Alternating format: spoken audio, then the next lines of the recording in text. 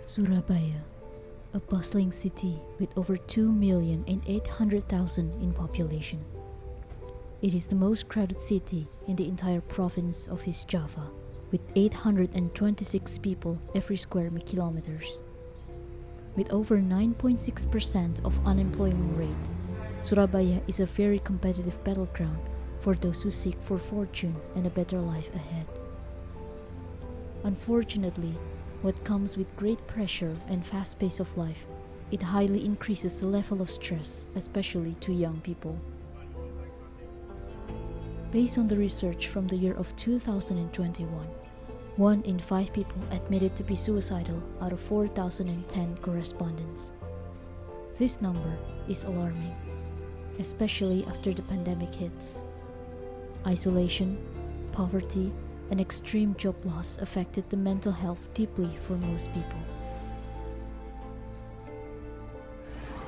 We are here right now, going all around Surabaya to try and listen to the voice of the people. People who have been living under an extreme mentally straining condition. We would like to know how do they survive, how they cope, and most importantly, whether they are aware of their own mental health conditions.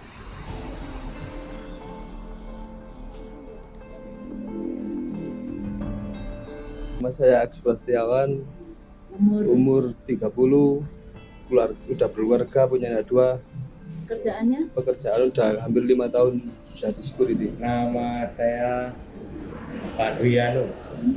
Saya juru masak. Di mana, Pak? Di Ciputra. Ciputra. Wadi Waduh. Oke, umurnya? 50 nih, Kerjaannya? proyek. Punya Karena satu agak sulit cara gimana ya, dari perusahaan kan agak ribet, soalnya penjualannya kan berkurang, otomatis ngaruh nang pekerja security. Ya, memang semua sudah sulit, apalagi tuntutan ekonomi, sekolah, semuanya. Jadi ya memang harus dijalani, mau nggak mau. Jadi kadang sama anak juga ada apa itu kayak uring-uringan lah bahasa Jawanya kayak gitu, karena daring, terus mikir ekonomi, ya banyak hal kompleks jadinya. Sulit wong wis oman kerja proyek bayar 1 saya. Oke, jadi emang pendapatan juga berkurang ya? Kurang. Kita itu was-was gitu aja, kalau mau kerja, berangkat kerja itu was-was gitu aja. Apalagi ada anak kecil 2 di rumah. Iya, gitu. apalagi ada anak kecil 2 di rumah.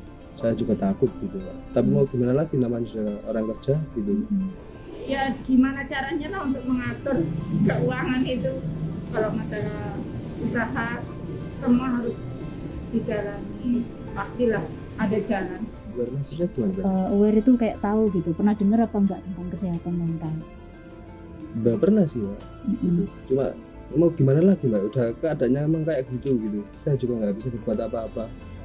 Mau nggak mau harus kerja gitu aja. Gitu. Kalau nggak kerja, istri saya gimana, anak saya gimana, gitu. Keluarga saya gimana? Saya nggak pernah mikir ke sana, masalahnya juga nggak kepengen. Jadi tidak ada Belum tahu. apa ya, istilah kepikir ke sana itu enggak. Bismillah lah istilahnya, biasa sendiri.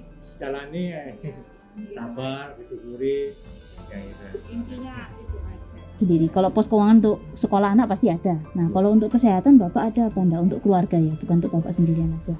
Kalau untuk nggak ada, Mbak. Enggak ada. Tidak ada. Saya cuma mengandalkan BPJS, terus sama uang sisa-sisa sedikit gitulah, sisa belanja, sisa keuangan di rumah itu aja. Kesehatan BPJS kita. Semua BPJS ya. Lokasi GPS ya. Misalnya kan Bapak punya tabungan beratnya. Nah, di Enggak punya, Mi. Oh, enggak punya. Enggak punya. Aku ya enggak berobat. Kalau enggak berobat gitu, biasanya tunggu sembuh sendiri atau? Ya sembuh sendiri, Mi. Jadi enggak terlalu penting ya? Enggak terlalu penting. Oke. Kalau boleh tahu gaji Bapak berapa? Di bawah 4 juta. Di bawah 4 juta. Ini untuk sekeluarga ya? Iya. Istri bekerja apa tidak? Tidak di rumah. Oke. Kalau pendapat itu gaji, kita karyawan, itu pendapatan. Tapi kalau rezeki, Dari mana saja. nggak mesti gitu loh. Kadang lebih, kadang kurang lebih ya. Gitu. Rata-rata ya sebulan ya, sebulan yang 6 lah. Gak dapat nih. Hari ya? harian. Hari ya. Kalau harian kira-kira berapa sampai berapa biasanya? Biasanya 100 ini sih. 100 ya. 100 hari. Oke. Nah kalau nggak dapet di hari itu, Ya gak dapat. Ya biasa wis. Biasa wis gak dapat. jadi kalau misalnya saya bilang untuk kesehatan mental sekarang ke dokter 1 jam itu 150.000 sampai 350.000. Kira-kira pikiran Bapak apa? Pikiran saya pasti sedih mbak, gimana gitu, secara buat bayarnya gimana nantinya gitu. Kalau untuk rakyat seperti saya orang bawah sih pastinya nggak mampu gitu untuk bayar sebesar itu, tapi mau nggak mau kita harus bayar, terpaksa kita harus cari utang gitu mbak. Utang kesana kesini, apa yang bisa dijual ya dijual gitu aja. Gak mampu. Ya. Gak mampu. Tapi wis. Iya kok aku GPS kok ngono usaha GPS. Ya pastilah kita untuk ekonomi menengah ke bawah. Nggak mikir lah, nggak bisa sanggup lah kayak gitu, nggak mampu Hanya lah. duit segitu untuk Iya. hanya untuk ngobrol dengan Ya, orang yang istilahnya diatasi dianggap. sendiri lah. Insya Allah bisa, gitulah, harus bisa. Padahal psikiater pun dia kan cuma apa ya, menerka-nerka apa ya, ini solusinya begini. Padahal kalau dibalik dia sendiri kalau stres belum tentu dia menemukan jalan. Kalau orang-orang ke psikiater itu kan orang berduit yang banyak. Kalau kita sih nggak mampu gitu. Sudah ada di opsi, sudah bukan pilihan. Enggak punya kepikiran. Mikir aja sudah ada, apalagi Ya, kayaknya sudah enggak inilah. Coba kalau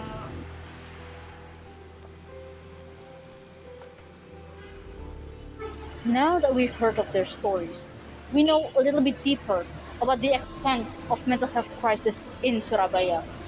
But in order to solve this, we will actually need to find a professional help, the one that every advocacy tells us to seek.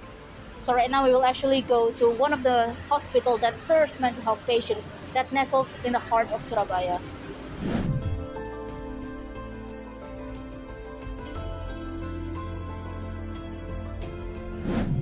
Dr. Ivana Sayogo, spesialis kedokteran jiwa atau yang lebih dikenal psikiater. Saya berpraktek di klinik Dharma Husada Premier di Dharma Husada nomor 26 di kota Surabaya.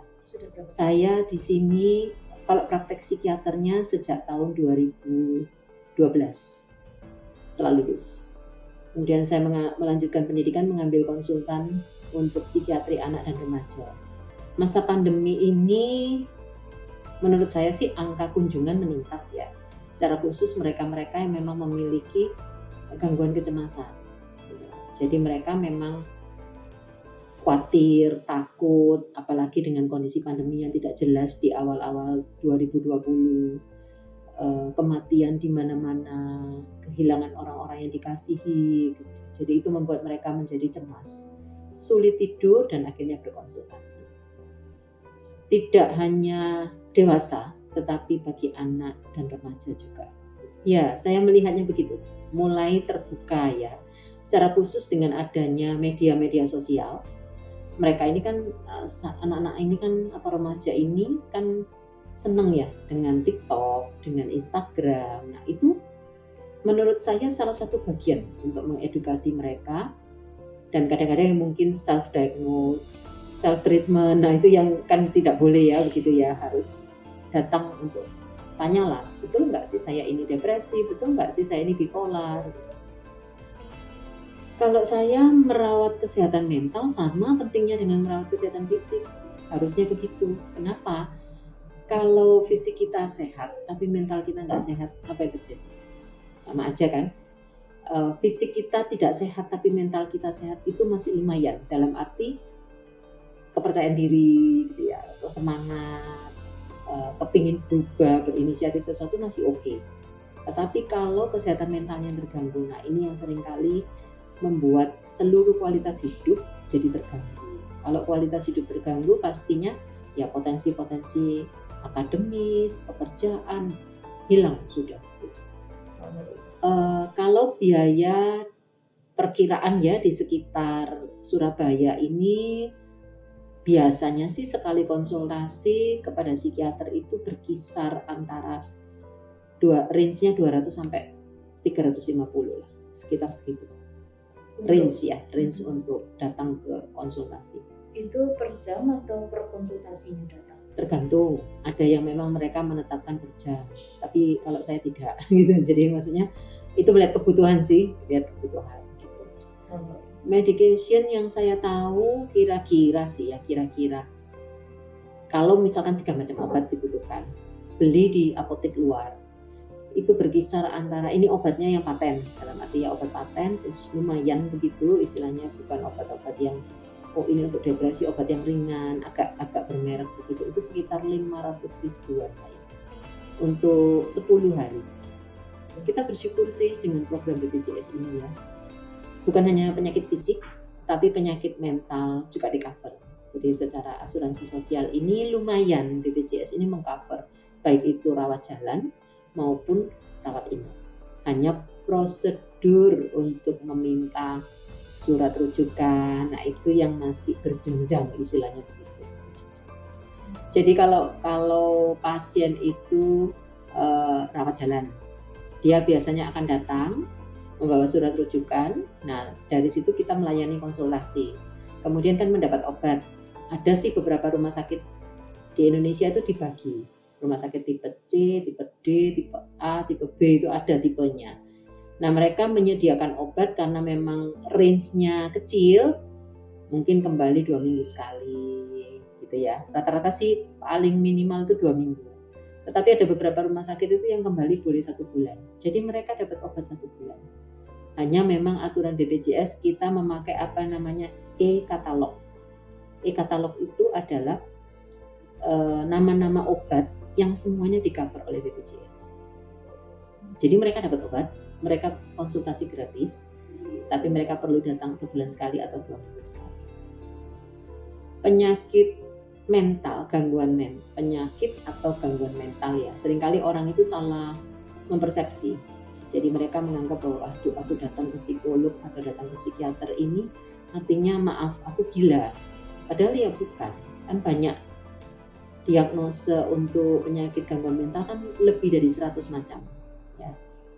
Nah, sama sih seperti kalau kita ini berobat ke dokter penyakit dalam, ke dokter saraf karena kita pasca stroke misalkan, atau ke dokter jantung, ya ke dokter paru gitu. Sama, prosesnya sama. Hanya bedanya kita berobat ke dokter psikiater karena kita menderita gangguan mental. Orang-orang sering melupakan kalau gangguan mental ini juga perlu diobatin dan bisa dipulihkan. Mereka bisa mencapai kondisi di mana kualitas hidupnya baik. Yang sakit ini ya sama, tidak ada bedanya dengan orang yang sakit darah tinggi, diabetes. Mereka tetap mengkonsumsi obat, bisa bekerja sama. Jadi menurut saya penting sekali masyarakat itu aware ya. Sekarang ini harus aware gitu. Kadang-kadang nggak apa-apa di masa lalunya, remaja nggak apa-apa, waktu bekerja nggak apa-apa. Loh, setelah usia sekian, tiba-tiba kok mudah sekali ketakutan. Nah itu perlu diwaspadai dan jangan takut untuk konsultasi. Karena kami bukan, kadang ada stigma itu begini, oh kalau datang ke psikiater kamu dapat obat tertentu dan bikin kecanduan. Nah itu salah kaprah. Jadi bukan kecanduan, tapi memang kebutuhan otak kita untuk bisa kembali pulih gitu ya, menjalani hidupnya. Ya masa kita mau duduk-duduk diem aja kan enggak. Kita pasti akan kepingin bekerja, kepingin bersosialisasi. Nah natur manusia.